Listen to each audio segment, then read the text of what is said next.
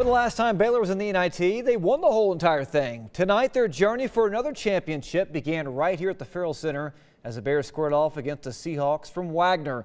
Baylor making their school record 7th consecutive postseason appearance.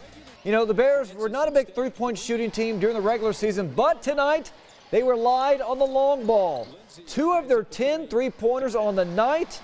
How about that? Jake Lindsey gets that one to go. And Terry Maston, one of 5 players in double figures.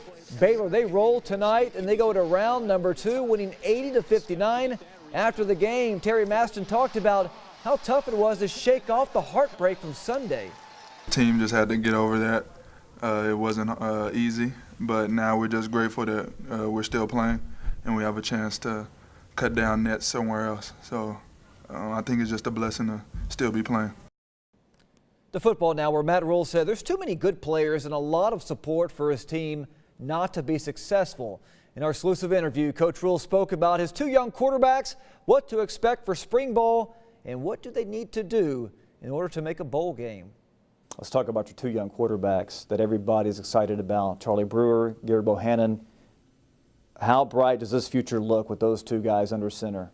Obviously, I can't say enough about what Charlie did this past season to step in, and I can only imagine how he would have played if he had that starting role from the beginning and had a chance to grow into the job. But he's a gamer, he's a winner, he's got tremendous talent, he's got great vision, and he's a guy that guys want to play for. And since Gary's gotten here, I think he's someone that's caught everyone's eye. His work ethic, his ability.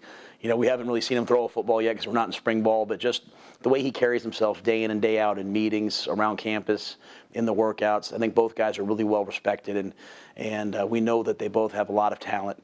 And so, I wish we had a little more depth, but we certainly have talent. You mentioned spring ball comes up here in a couple of days. What are you hoping to see out of your team during the spring that can carry over to the fall? Well, we have a lot of young players that redshirted last year, and I think this is really their time to show, hey, you know what, I'm going to be able to help us next season, specifically on the offensive line. The young quarterbacks.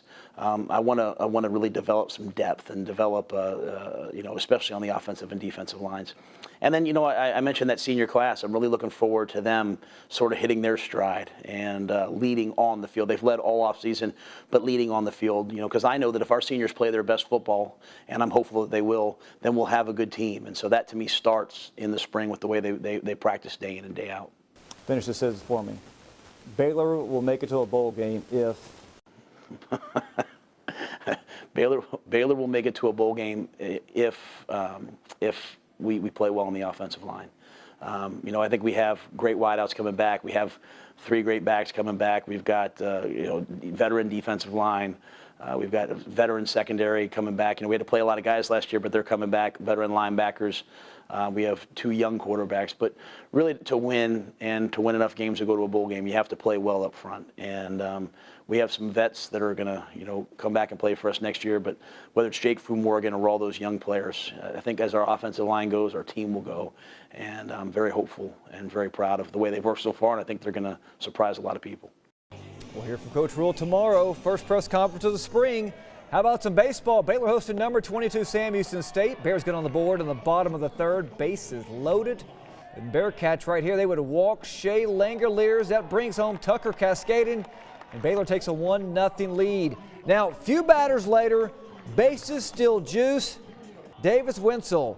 Fly ball deep center field. That's deep enough for Cole Herron to touch home. But the Bearcats, they would come alive in the 8th inning.